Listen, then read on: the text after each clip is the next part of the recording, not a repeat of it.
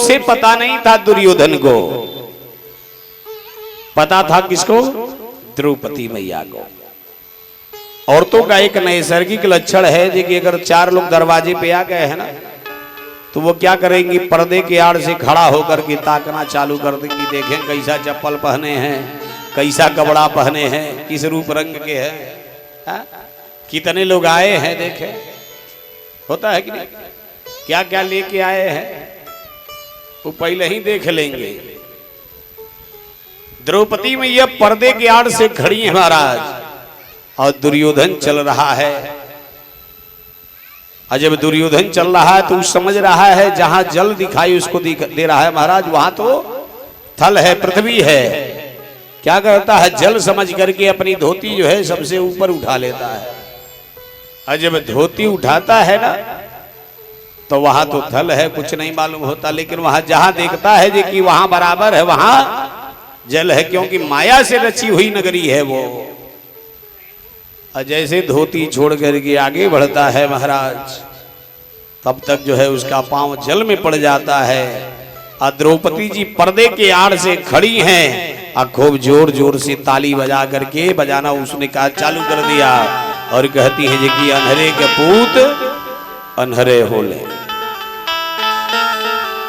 और जब इस तरह से कहती है महाराज, दुर्योधन उस समय कुछ बोलते नहीं हैं। और जब दुर्योधन जी महाराज कुछ बोलते नहीं है ना, तो दुर्योधन जी महाराज चुपचाप जो है क्या करते हैं? वहां से उसे यज्ञ को पूरे कराने के लिए महाराज तन मन और धन से लग जाते हैं। और यज्ञ जब पूरी हो जाती है, सभी लोग भोजन कर लेते हैं, लेकिन घंटा बजता नहीं है।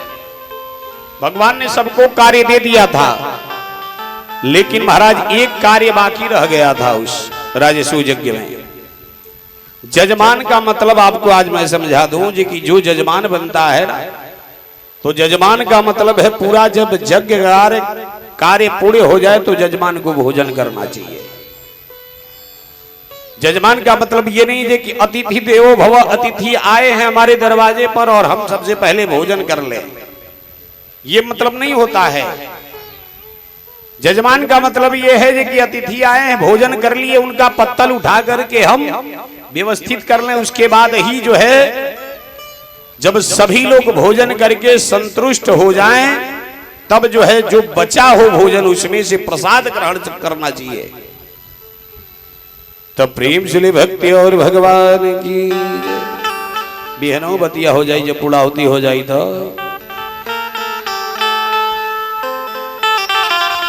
भगवान ने सबको कार्य दे दिया महाराज। और जब भगवान ने कार्य दे दिया, अब सभी लोग अपने कार्यों में लगे हैं। लेकिन ठाकुर जी ने सोचा कि बस करो कि यहाँ पत्तल फेंकने वाला कोई नहीं है। हमारे तीनों लोग के नाथ जो है अपने हाथों से जितने भी आगंतुक आए थे महाराज, सबका पत्तल अपने हाथों से हमारे ठाकुर जी उस राजसूय यज्ञ में फेंक रहे। मैं आपको बता दूं कि यज्ञ में कोई भी यज्ञ करिए आप, तो वह जूठा पत्तल कोई भी हो दूसरे से नहीं उठवाना चाहिए। अपने हाथ से उठाएंगे अगर, तो उस यज्ञ का लाभ है आपको अवश्य प्राप्त होगा। अवश्य में भोक्तव्यम कर्मम कर्म शुभाशुभम। महाराज यह पत्तल वो साधारण पत्तल नहीं होती है। और हम देखें अधिकांशतः लोगों को, हम अपने ही पंडित जी लोगों की बात कर रहे हैं, क्या करते हैं लोग? भोजन करते हैं, उस भोजन को क्या करेंगे? अपने थाली में छोड़ देते हैं लोग। एक दिन वही थाली महाराज क्या करती है? उपवास करा देती है। वह थाली जो है, जो आप भोजन छोड़ते हो ना, ऐसा समय आ जाता है, ऐसा सिचुएशन आ जाता है आपके आगे, वह थाली आती है लेकिन वह भोजन आपके मुख में नहीं जाता है। इसलिए कभी भी भोजन करिए तो भोजन को जो है बढ़िया से करिए, क्योंकि वह भोजन नाली में नहीं जाना चाहिए। मैं आपको एक जीता जागता प्रमाण बता दूं। खोखठा के बगल में एक ग्राम सभा है बेदूपार, आप लोग नाम सुने होंगे। उपेंद्र बाबू आए हैं ना, उनसे पूछेंगे तो हम नाम भी बता रहे हैं। एक तिवारी जी है महाराज, खुले में मैं बता रहा हूं। वहां एक सुभाष तिवारी है, उनके पास 7 बीघा जमीन थी, लेकिन उनके धर्मपत्नी का काम क्या था, जो भोजन सायंकालीन समय में चाहे सुबह के समय में जो भोजन गर्म रहा करती थी वह भोजन हो जाता था, उसके बाद वह क्या करती थी, उसी नाली में बहवा देती थी। और ठाकुर जी की ऐसी कृपा उनके घर पे बरसी महाराज, मां अन्नपूर्णा की ऐसी कृपा बरसी है कि यह सरकार की जो व्यवस्था है ना, कोटे की दुकान, अगर ये कोटे की दुकान न रहे तो उनके घर का मुखभंजन चलने वाला नहीं। अगर पता करना है तो आप जाकर के पता कर सकते हैं। तो भोजन का कभी भी अन्न का तिरस्कार नहीं करना चाहिए। और इतना ही नहीं है कि जो आप नवदान में भोजन को डालते हो ना, वह किसी जीव जंतु को दे देंगे ना, तो भी उसका आत्मा, उसका क्षुधा जो है तृप्त जब होगा तो भी आपको आशीर्वाद मिलेगा। लेकिन अगर वही नाली में डालते हुआ, नाली जो है किस स्थान से गुजरते हुए जाती है आप भी नहीं जानते हो, हम भी नहीं जानते हैं, और वह अन्नपूर्णा देवी का तिरस्कार होता है। ठाकुर जी ने क्या किया महाराज, उस राजस्व यज्ञ में पत्तल फेंकने का कार्य आरंभ कर दिए ठाकुर जी। और जब ठाकुर जी हमारे पत्तल फेंकते हैं, लेकिन सभी लोग भोजन करके चले गए महाराज, घंटा जब नहीं बजा, ठाकुर जी ने बुलाया जी कि हे धर्मराज युधिष्ठिर,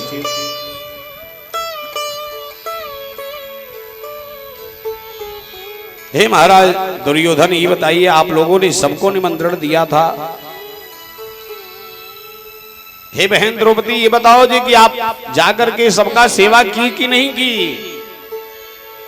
द्रौपदी मैया कहती है जी कि हे प्रभु, हमने तो सबका पांव पखारा, सबका पैर धोया और सबके चरणों का रज लिया, लेकिन हमारे जानने में एक ही जो है व्यक्ति छूटा हुआ है। वो कौन है?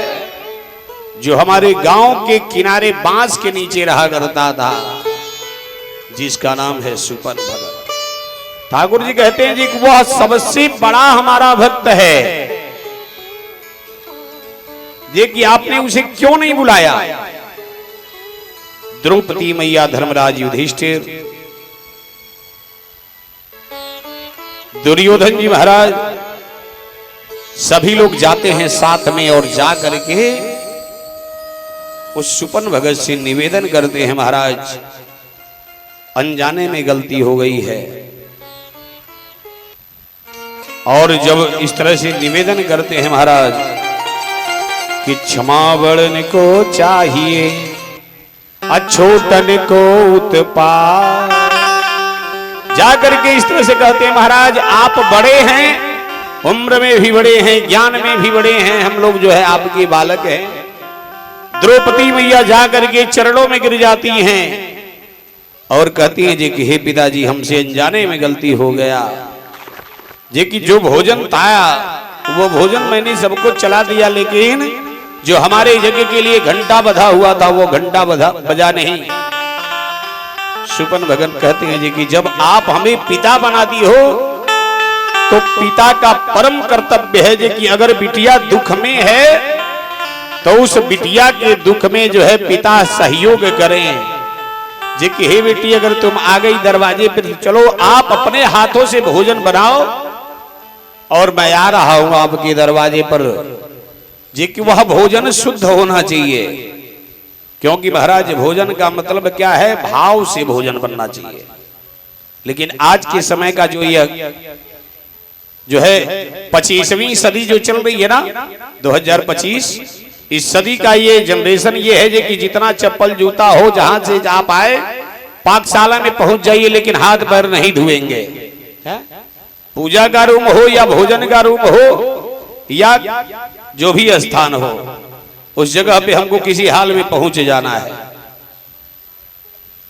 द्रौपदी मैया वहां से आती हैं महाराज, और द्रौपदी मैया आकर के क्या करती हैं, पहले सुंदर स्नान करके महाराज अपने हाथ का बिना हुआ वस्त्र को धारण करती और भोजन बनाती हैं। भोजन बना करके महाराज और यही सुपन भगत के पास ले जाकर के देती हैं, कहती हैं पिताजी इस भोजन को आप जो है ग्रहण करिए।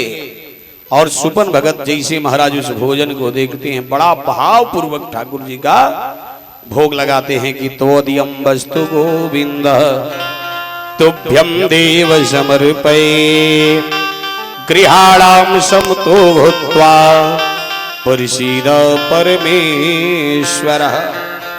और जैसे हमारे ठाकुर जी का नाम लेकर के सुपन भगत भोग को लगाते हैं महाराज, भोग लगने से ही विशाल घंटा बजना आरंभ हो जाता है।